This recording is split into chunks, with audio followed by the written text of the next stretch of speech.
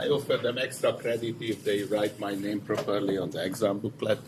You know, you have to write your instructor's name, and that's one of the hardest questions in this case. Also, time to time, I convince my students that everything I'm talking about is very simple, and they trust me. And here also I said everything I'm going to tell you is very simple, and I hope you trust me.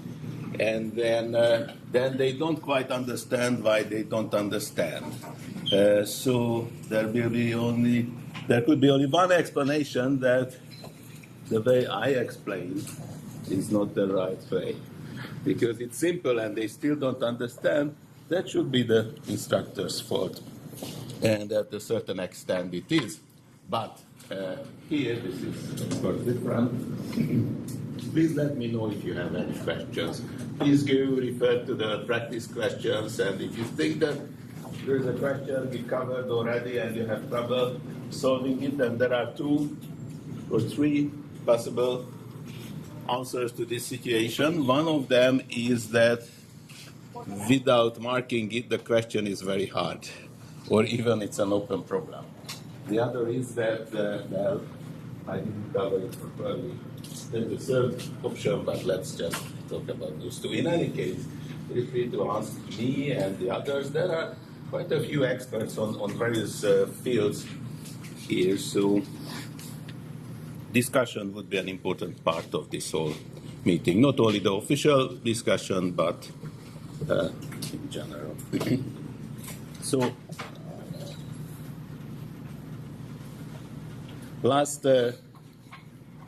yesterday, we talked about various things, coloring problems, that if you color the first and integers, or in general you color the natural numbers, then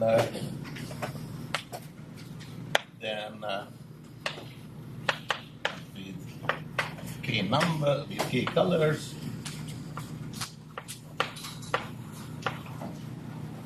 then there are various problems we consider. Now there is a general theorem which I did not mention, and I should and I will. So we color the integers with key colors, and we are interested about finding numbers which will give you a solution to an equation or a system of equations or several equations. The easiest case when you have a linear equation. So, and the question is that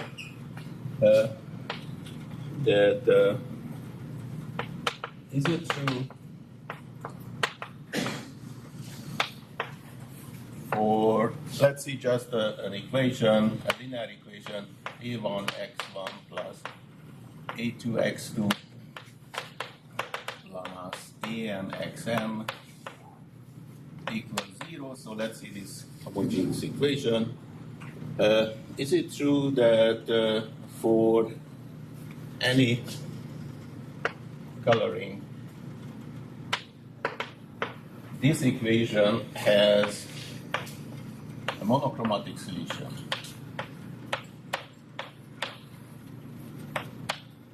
And by that we mean that, so AIs are from, well, at least integers.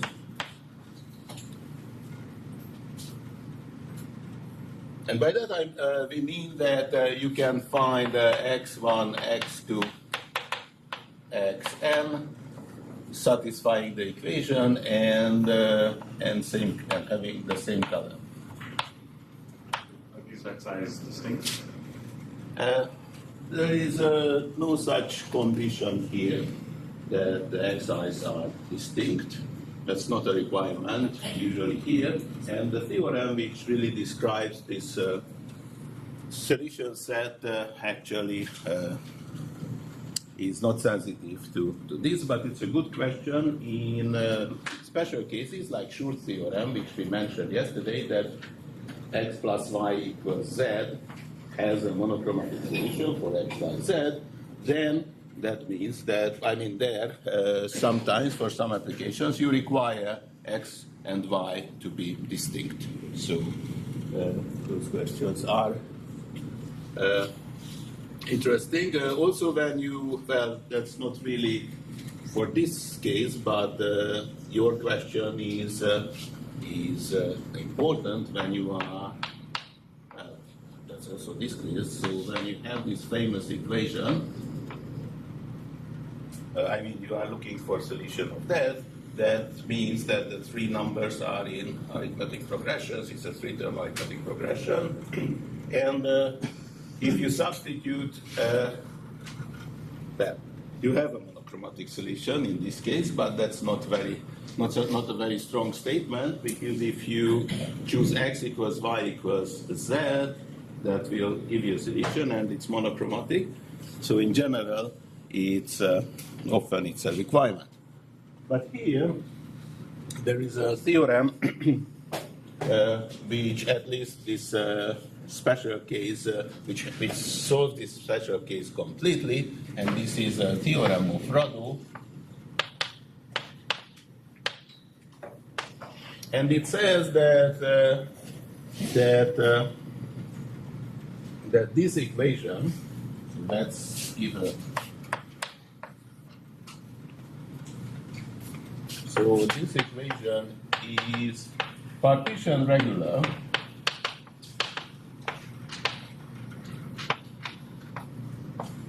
That means that exactly the statement above, that no matter how we partition the integers into finitely many classes, one class will contain a solution. So partition regular, that that is used frequently. This is just a notion for equation. If and only if there exists a subset of the indices which is not the empty set, but I will write it now, such that the sum of AI's from this index set is 0. So this gives a quick way to evaluate a linear equation, whether it has a solution or not. So just using this theorem, you see that it does, because, well, it cancels out. You move to the other side, the 2, and from here you see that one of the homework questions is easy to solve, because, do you know what? Have you had a chance to have a look at the assigned questions? Maybe then, what was the equation which? 3z. Oh, x plus y. Or something like that. Something like that, yeah, there was one. But please don't just say that by Rado's theorem it's done. But find a coloring in this case, just for practice, if you are working on this type of problems, okay? What if I is that? Sorry? What if I is that? What if I am set? what I said, probably not loud enough, that I is not the empty set. So, but why not to write it? So I is not the empty set. Okay? Right. Now the proof is, well, there is a proof, and there are statements which imply this, but here is a challenge. There's a proof which uses van der Waarden. I mentioned van der Waarden. That's no matter how we color the integers, there will be a monochromatic arithmetic progression of arbitrary length. So, and I said that we won't prove it. Well, we didn't really have time for that. And anyways, we will prove a much stronger theorem. We will prove summary this theorem that every dense subset of integers has arbitrary long arithmetic progressions. That's stronger because one color class is always dense out of the 8.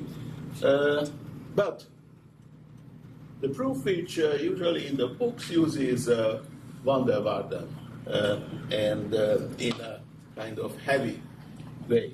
The key for finding such a solution is a simpler statement, namely if you have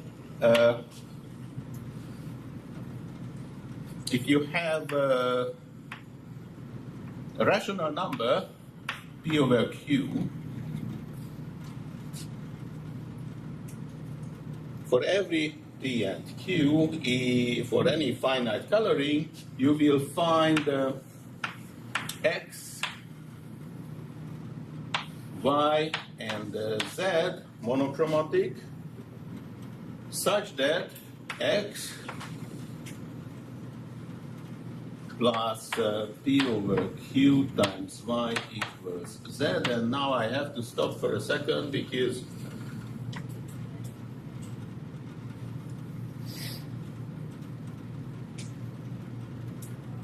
it seems to contradict to what I just wrote there in general. But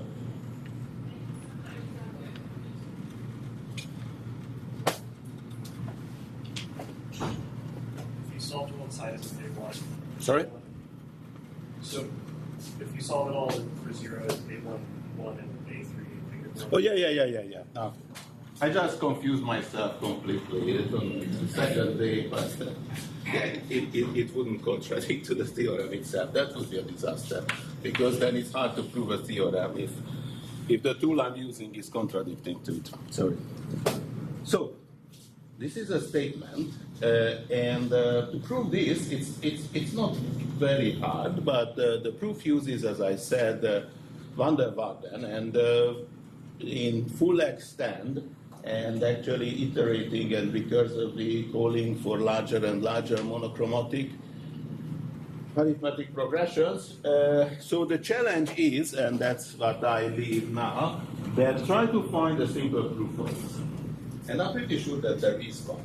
Now, yesterday I did show you an example for the so-called Volkmann's theorem, the finite union theorem. You remember what was the theorem? That if you color the subsets of a large enough set, then you will find disjoint sets that any union of them, but the empty, so really the unions of them have the same color, which is equivalent to an arithmetic statement. But there, the known proofs or earlier proofs, yeah, I think, Orit, you have to discuss something with Eva. There is some, yeah. So, there, the known proof, if you check in books, uses again van der Waardens and calls it recursively. But if you remember what happened yesterday, we didn't use it. We omitted the use of van der Waarden theorem there. Maybe something like that can be done here as well. So this is a challenge. This is just an open question. Actually, here, if you can find a simple solution, well, this is not a new theorem, but this is such a central theorem in this field that would bear some publication. So it's a challenge, and I invite you to do this. In the discussions later on, maybe not today, but another day, I can present you the solution of this one and how it implies them in this general coloring theorem. Any questions? Again, the statement is, if you didn't follow anything so far, it's still okay. Try to prove that no matter how you color the natural numbers with finitely many colors, you will find a monochromatic solution. Okay. I wonder. So I think it's doable. I don't have a solution, so this is not a homework where I'm supposed to know the solution. I hope one of you, a team of you, will find a proof for that. Also, it's fun. I think working with those coloring problems is really fun. Most of the problems in additive combinatorics are also fun, in particular when someone finds a simple proof for the statement, which is not always the case, but sometimes it happens. So let's see a special sequence now. We are working with numbers. At this point, it's not necessarily integers, but if you wish, you can work with integers. That won't really change the the settings and the results, we have a sequence A1, which is strictly smaller than A2. So it's an increasing sequence, A3, AN. So n numbers, AI reals, and and this set is, at least locally, is very far from an arithmetic progression. The property that we have is that, so let us suppose that the consecutive differences are distinct. So you see AI and AI plus 1, AJ, AJ plus 1. That's the consecutive differences, and the two are always distinct unless I equals J, because then of course not. So let's write it down, that AI plus 1 minus AI is not AJ plus 1 minus AJ. Well, of course, times J.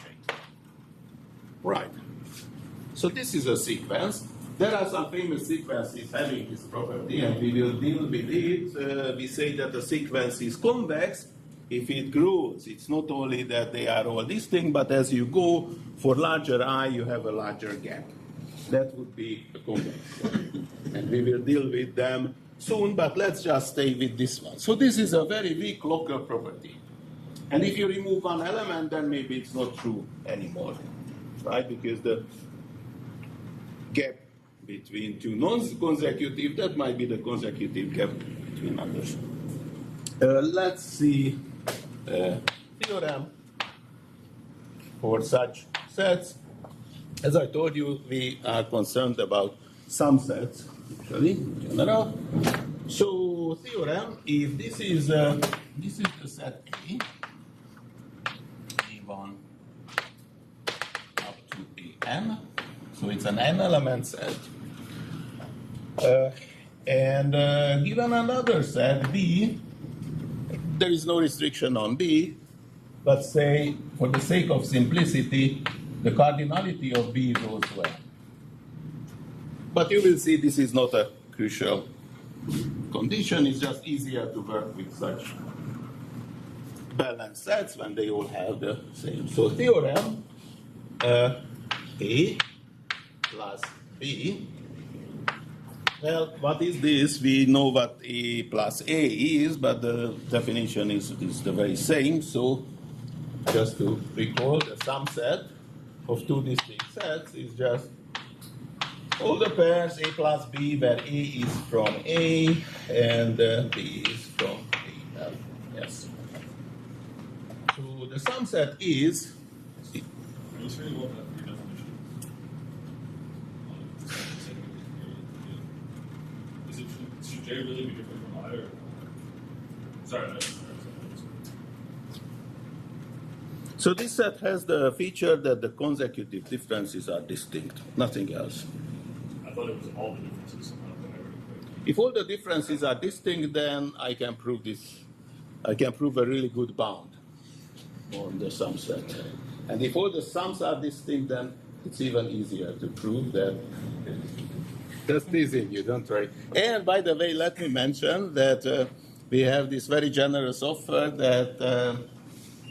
that we might get the notes, I mean just the rough notes of the talks we have. I think yesterday's lecture notes are done, yes? Yeah, so that's fantastic. I can never do that, listen to a lecture and then typing immediately into tech and just, yeah, fantastic. So, but for technical reasons, we can't really put on the website. So, but there should be an access. So if anyone wants to see, may I offer that you will send them the notes? So yesterday's notes are also already available. May I ask you to write the email address if anyone wants to? Is it okay? Or? Let's talk about it and do something after. Yes, so we will work out something. Or maybe I will put it on my website or something, and you will reach it. But this would be great, yeah? And where were we? Oh, yesterday's. Now it's today. So let's see this. This is at least some constant times n to the 3. So it says that just this local condition that the pairwise differences are distinct will force the sum set to be large. And it rarely happens in additive combinatorics, but actually this bound is sharp. There is a construction of Imre Ruzsov, and for a given, he defines a set A with this property and another set B where this is sharp. So it's really n to the 3/2. And you will see the proof that, well, you will see the proof soon. But, so this is the theorem, and open problems.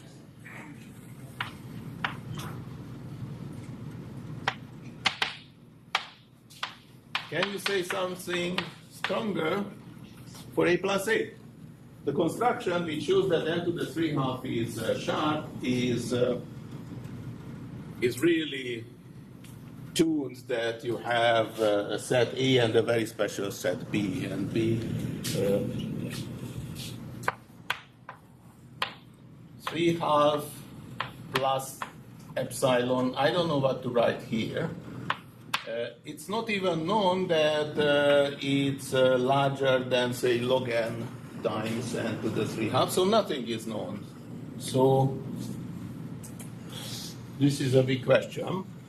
Now, what is known, and I write here a reference, but this is a nice paper, and we will see why for convex sets you can say something stronger.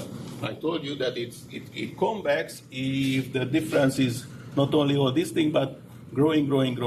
So it's getting larger. The larger I we have, the larger gap we have. So it's called convex because if you represent the numbers, writing the numbers above the integers, 1, 2, 3, 4, according to the indices, then this will be a convex curve. So there is a very nice paper of Schön and Schredel.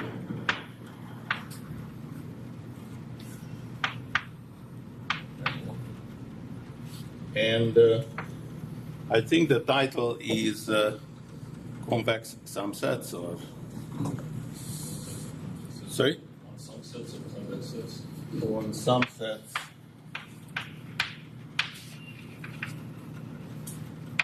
of convex sets.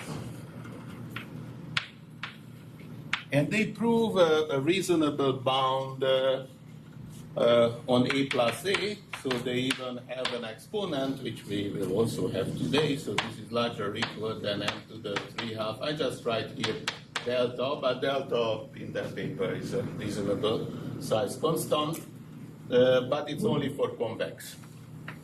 And it's still not known.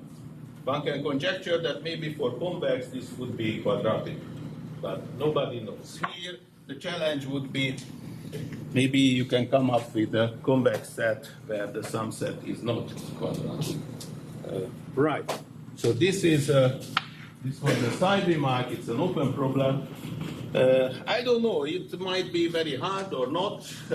Any result would be very, very exciting here, just based on this property, consecutive differences. So let's see. Why is it true? Actually, the proof. Well, I always say it will be easy, but it will be easy, trust me. Right. So, what do we want to say? Here we have this very local property that the set is distinct, and I want to conclude the kind of global property that the sum set is large. So let's do the following. Geometry and the kind of visual approach here will help us. It's similar to a trick what we did yesterday. So let's see what is it. So we have the sum set A plus B. Now that means that if this is your set A, let me just say this is, I don't know, consecutive differences are of this thing. And here is another set B. rebel, whatever it is. Here we don't have any condition, but other than the same number of elements, E plus B will consist of the translates of it. Yes? So for every element of B, we have B plus A, which will be, if this is B, then from here you have the same picture. So I translate it. And down there, if you see, this will be A plus B. That's the projection. So what we have in this sum set, A plus B, n translates of A. Yes? And that's all what we are going to use. We won't really use anything about B because we don't know anything about B. All what we know that we have n distinct translates of A. Right? And we don't know the size of this set here. That's what we want to bound from below. Right? Somehow. Now what we do that we will partition A plus B into equal parts. Namely, let's say we partition it into n½ equal parts. And by equal parts, I mean that here the number of entries I will of A plus B, they are ordered. So in this order, I will choose the first A plus B. I don't know the size, but I will divide it into n½ parts. So the number of entries I count here is A plus B divided by n½ here again. So into equal parts, equal in a sense not in length, but how many entries, how many elements of A plus B we have here. Okay? Good. Now what happens with one particular translate, say with this one, so this is B plus A here. We have no more than n½ cuts. If I consider those things as, well, they are all on one line, I just elevated a bit to see what's going on. For every translate of A, we have it partitions in the elements of A are partitions into those classes. But because there are only n½ classes, about half of the consecutive pairs, remember yesterday, the half of the consecutive pairs will be inside a region, an interval, a class, or cell, or whatever. So, like this one here, in this translate, will be inside. And now we do the double count. Well, what can we say? If we have a pair inside this cell, so what we will do, we will count all pairs inside the cell, all possible pairs, and I will compare to the number of lucky pairs which arise from a translate of A. I claim that if you know that this is a lucky pair, and now it's really just consecutive pair, so two numbers, if you know that this is B plus AI, and this one is B plus AJ, and I give you those two numbers, U and V, then from U and V, you can recover B, I, and then of course I plus 1 and AI. Right? Why? Well, I give you this. This is the point when I'm going to use that all the consecutive differences are distinct.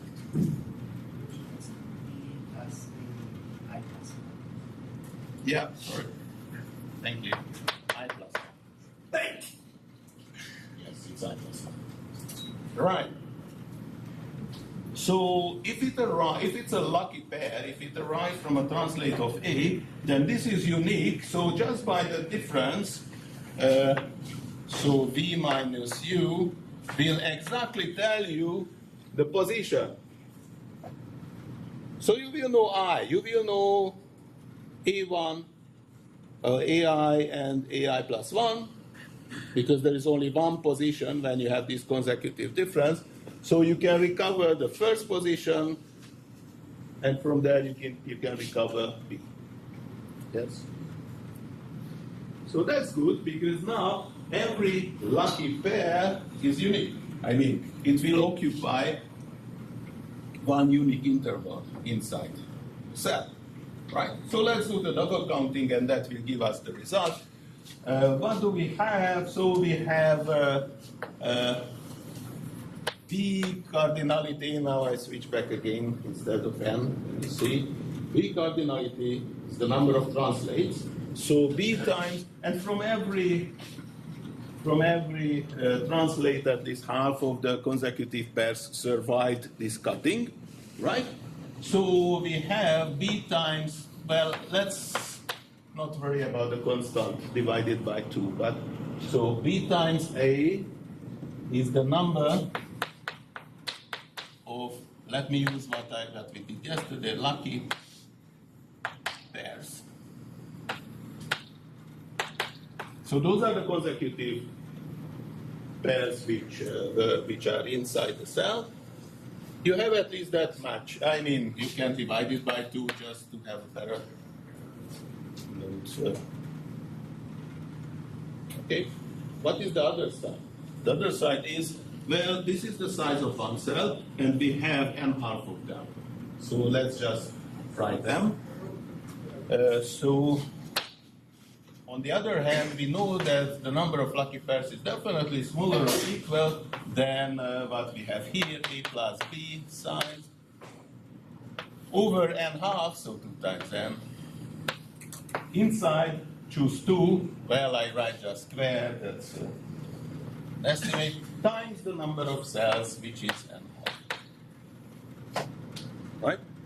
Now, if everything goes well, then let's see if everything goes well. What do we have? So here we have just the magnitude is A plus B squared over n, right? And here we have, well, n squared. Let's just be lazy and come back. But you see, you can figure out what would be the formula if you use the cardinality of B, but let's just go back and use that B has the same size. And that means that n cubed is a lower bound on A plus B squared. So A plus B is at least n over n to the 3/2. Yeah? So we had this simple double counting, and it gave us a non-trivial bound on a sum set of such set. Right. Any questions here? No? Is this like in any way the same proof that as the one we gave yesterday, but for some reason It's a very similar proof what I gave yesterday at the end for semi-trotter in Cartesian products. Because there we also had this notion of lucky pairs. That was actually the two-dimensional version of this one.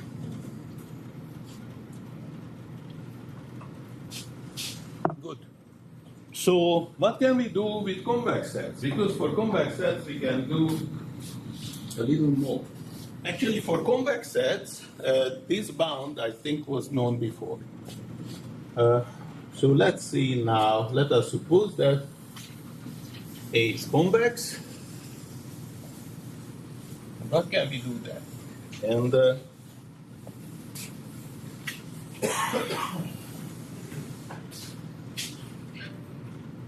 before I go there, let me show you a two-dimensional version of this. Now that there was this note on semi-thruster and the sum product bound that we had yesterday. So let's see how to extend it, because for some applications it's easier to work with such sets, and then probably I will still have time to talk about convex sets. So let's see now. We have two sequences, and we have B1 smaller B2. Bn. Still, we have from previous. And I don't know if the consecutive differences are this thing, but what I know that there is a matching, but let's see just the simplest case, that as vectors,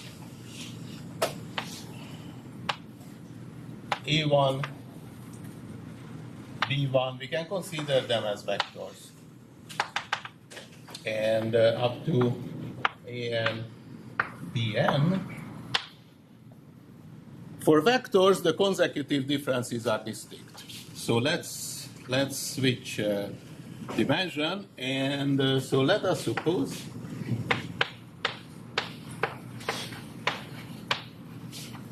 that AI BI minus AI plus, well, let's see, add one, minus AI BI yes, I is not equal to AJ plus 1 BJ plus 1 minus AJ BJ. So, well, unless, so I is not. Right? So what is this condition? Now it's a two-dimensional version saying that as vectors, the consecutive differences are distinct. Okay? We will see that this is a generalization of many results, like even the semi-trotter what we had for grids. Okay, we have this condition. Then what is the conclusion? Well, then we have two more sets, C and D. They all have cardinality n for the sake of simplicity, but those sets are arbitrary. All what I said that they have the same size, and I said that only to write, it's easier to write the formula. Then the maximum, or yes, the maximum of A plus C and B plus D is larger or equal than some constant times n to the 5 quarter. So it was 3/2, now it's 5 quarter. Okay, so no matter how we choose set C or D, just by the fact that A and B together have this feature that the consecutive differences are distinct as vectors, you can bound the sum set. They are still very bad. At least one of them is very bad for in these additive sets. The sum set won't be small. Okay, the statement is clear, is it? So if it's clear, then please just show me an implication that either the sum or the product set, an element set, is at least n to the 5 quarter.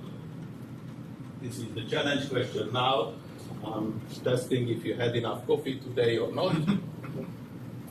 Definitely could use more coffee. And let's just wait 1 second. Maybe one of you will tell me why this strange statement implies something about sums and products.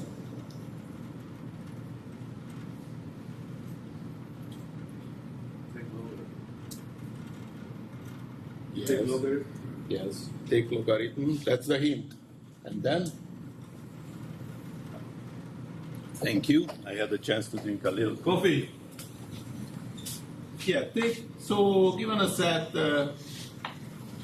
A, I want to show that either A plus A, actually what we are going to show is either A plus B or A times C is large.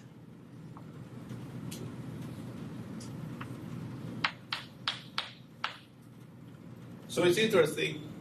What we are showing now is a stronger statement. We are not only showing that A plus A is, or A times A, small.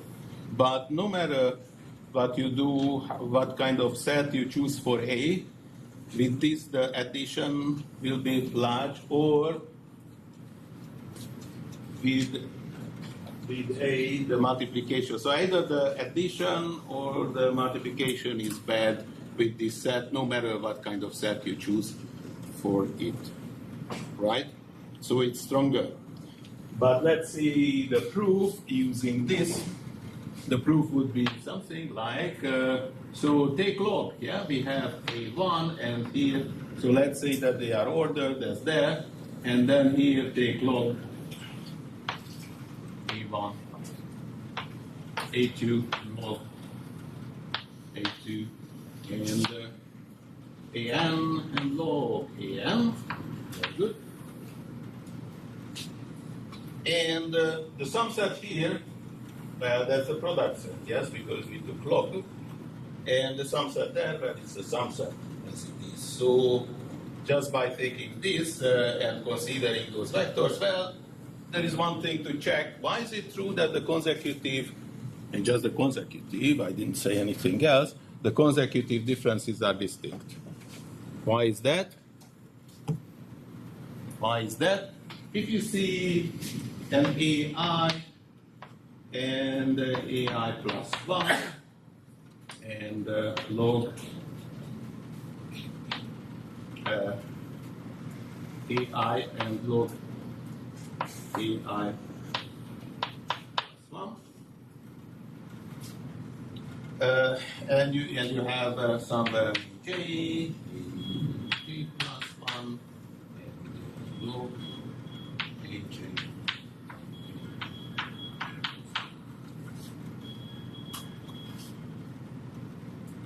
If you know the difference here, then you have two informations. One is AI plus 1 minus AI, you know that. And the other is the log. So you know the sum and the product. And from there you can recover the numbers themselves. Yes? Actually, that also shows that here we have a much stronger property. And this is what I wanted to highlight, that here we have a stronger property. Not only the consecutive differences are distinct, but in general, from any pair, you can recover. So if you can use that in a smart way, that would improve the exponent. And that would be very interesting. Right? Right. So let's just stay with the statement.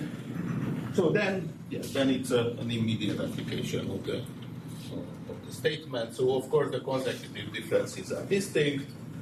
Actually, all those differences are distinct. So the corollary holds. Right? So let's prove this.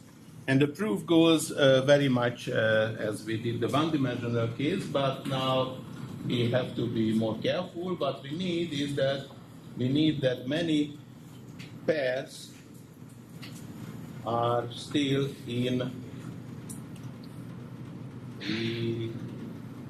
intact. We can't expect. So what we have there, we have so we have the set A.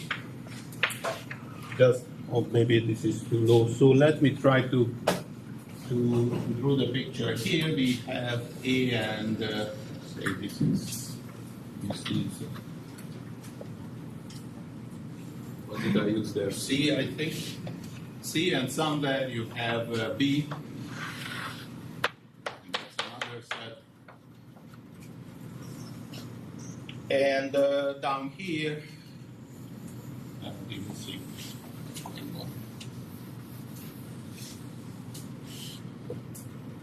So we will consider, actually we will bound A plus C times B plus D, but it doesn't really matter. Let's see what do we have here. But we will do the same actually. So somewhere down here we have, in the projection, we have A plus C, and also projected down we have B plus D.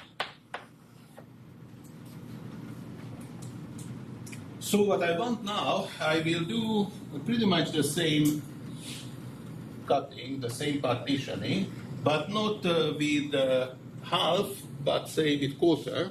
And what I need is that when you see a consecutive pair like this one and here with B3,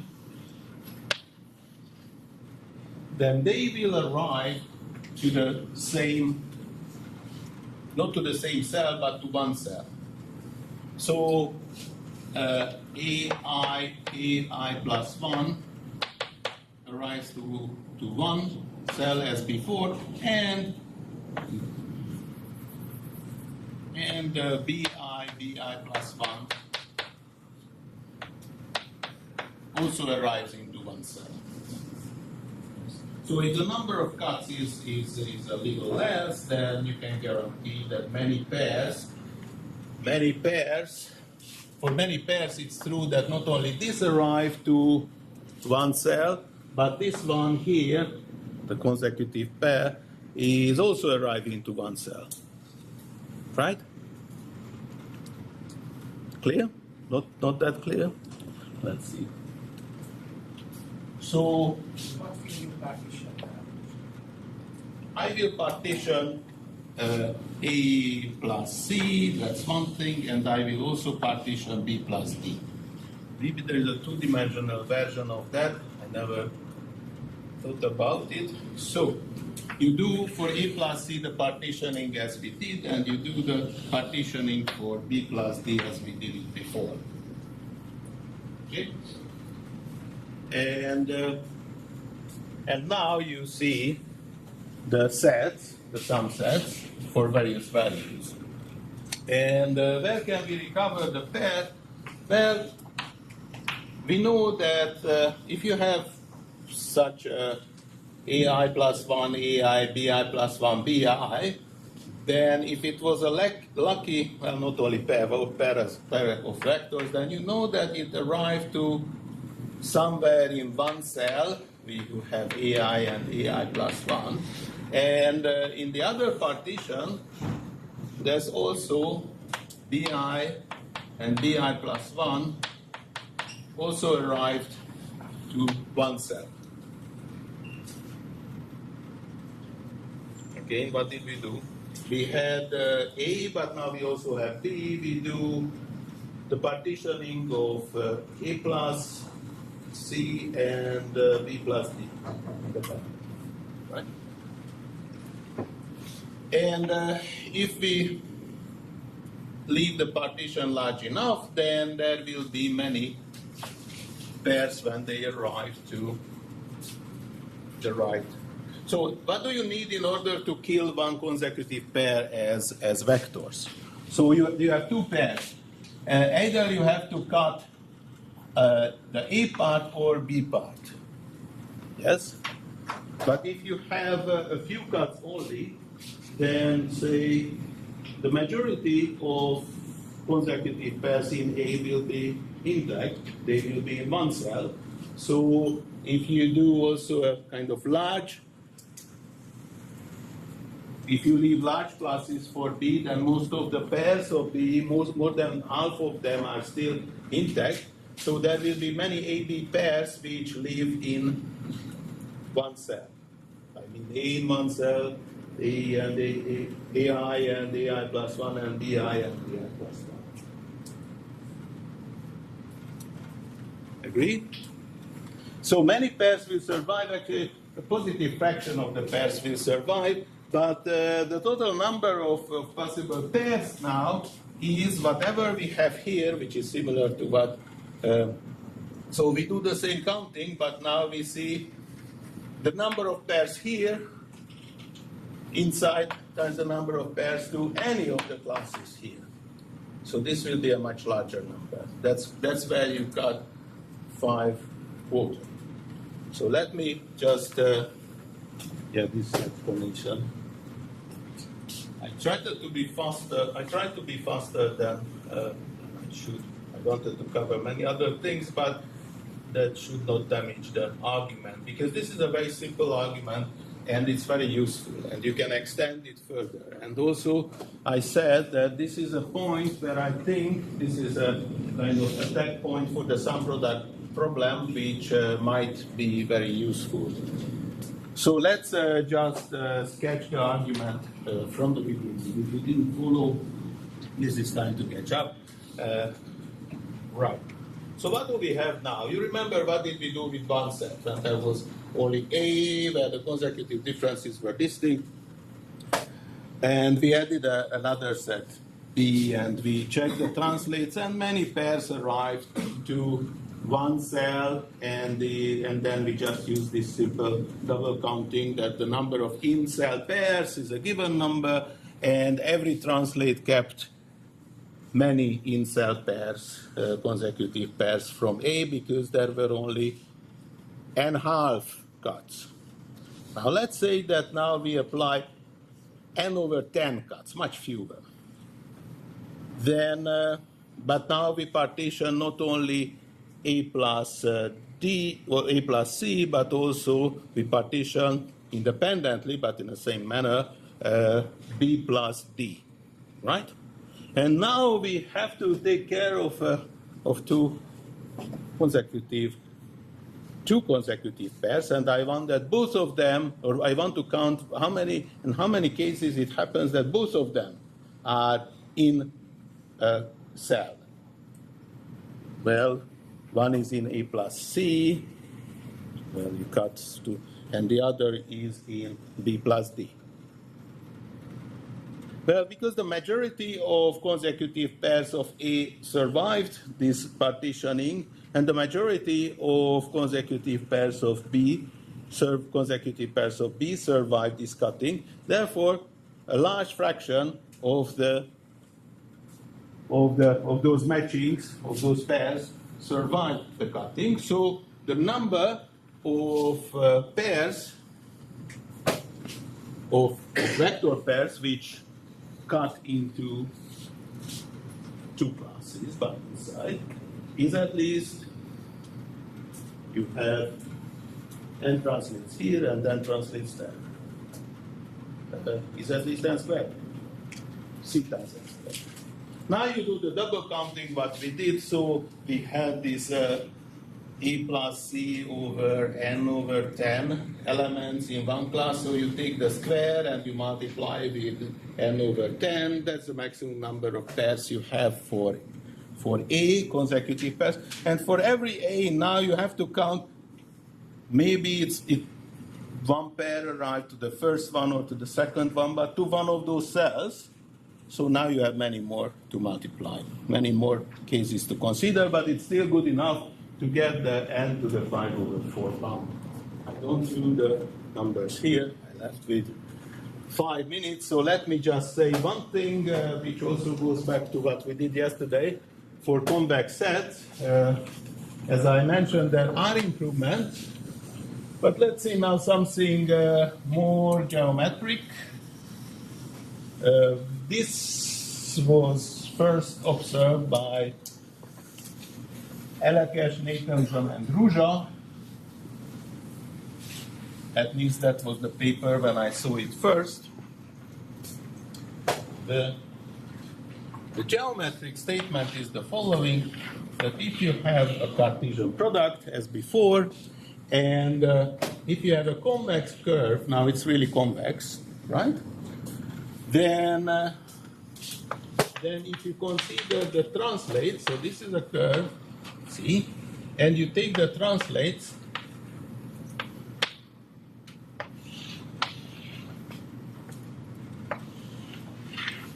then the number of incidences between this curve and the points of this grid is like what we had with Sammaridi-Trotter, so it will satisfy the Sammaridi-Trotter condition, namely the number of K-rich translates is not more a big O notation than some constant times the number of points. So here, if we had, say, n and n, then the number of points is n squared. Then n to the 4 over a cubed. So this is the kind of geometry of curves. It's a simple thing because the proof what we did last class, yesterday, that works nicely here as well. You have this vertical and horizontal partitioning into k half or k over 4 parts. And if you remember, this is a convex curve. It can't intersect more than k half lines, partition lines. So again, many lucky pairs will stay inside, and you just do the same double counting what we did for semi-rigid trotter. And please note that this geometric double counting here, it's easier to explain. It was kind of, I hope it was clear yesterday. It's the very same strategy what we do here, but here this is more abstract. I mean, you don't have such a nice geometric situation, but some are similar. From here, you can see that if you have a convex function now, so f is strictly convex as function, then fa plus a is larger or equal than, well, cardinality of a was n, then n to the 5 quarter. C. In particular, you have results like this, that 1 over a plus a is at least c times n to the 5. And of course, choose your favorite function there. If you have a function which is strictly convex, then after transforming a, this won't match very well to a in additive sense. So this subset, no matter what you do, no matter what convex function you choose, this subset will be always large. Right? So this, I wrote down the question, what can you do for convex sets when you have a stronger property? I refer to a paper that's a very nice paper of Schön and Skredov. I don't have time to talk about the abstract version of this, but the important thing is that for the sequence and for convex sequence, now a better bound is known. So we have a better bound. Although in general, I don't know better bounds for the translates of convex curves. So there is still a big question here. What are the convex functions where this bound is sharp, and in what cases can you improve it? So that was the first talk today. And second one, I'm going to talk about cases, how to use the fact if the subset is very small. Today, well, first we saw that what would force a set to have a large subset, but if we know that it has a very small, if a plus a is small, it's like constant times a, then what are the special features there? What is the fine structure of this set A, and how to use it in number theory, or how to use number theory for algebraic geometry to prove some interesting hard theorems. But that's it for now. Thanks.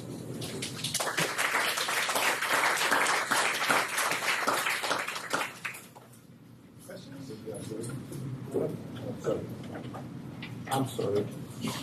So with the semi-rigid trotter for the translates, if you assume that the set has very small damping, I mean, the constant and conventional better, can you improve this? So semi-rigid trotter. Just behind you would be expressing in the This the one? number of K-rich translates of the convex curve. Oh, Now, if you impose the condition that the set that gives the Cartesian product has small doubling, can one other example that, sorry, can So- one do better? this one actually here I'm hiding two statements. This actually says that either A plus A is large or FA plus FA is large. This is somehow a composed statement. And now the question, which is a very good question, that if we know that A plus A is small, then maybe we can we have a stronger information, and maybe that implies that FA plus FA is very large, which happens with the sum product. So if this is the log function, for example, then we know that if the Cartesian product has a strong arithmetic structure, then this will be very large. But I didn't think about this version of this problem. It's interesting. You should check. But I was thinking when k equals n, the upper bound gives you n translates, and definitely when a is a geometric progression, this is achieved.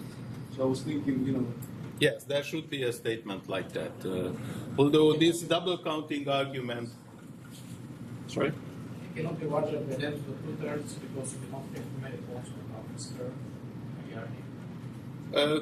On one convex curve you can, but in general, when you have the translates, that would ruin that. So if you have a strong arithmetic structure, there are those results, very nice results, that you can't have more than n to the 2/3 points on that. It's like the Yarnik curve or similar, if you ever heard about that. It's a funny curve, but there are other examples to that.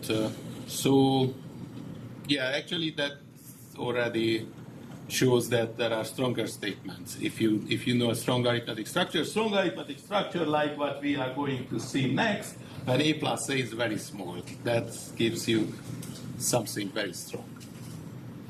Yeah, more questions? Yes?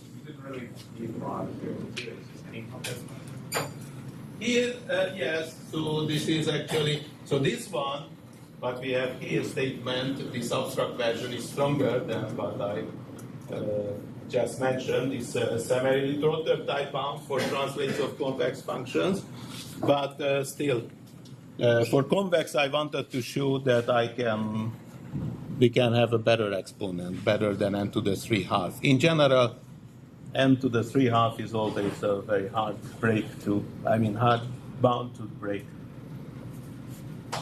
Yeah.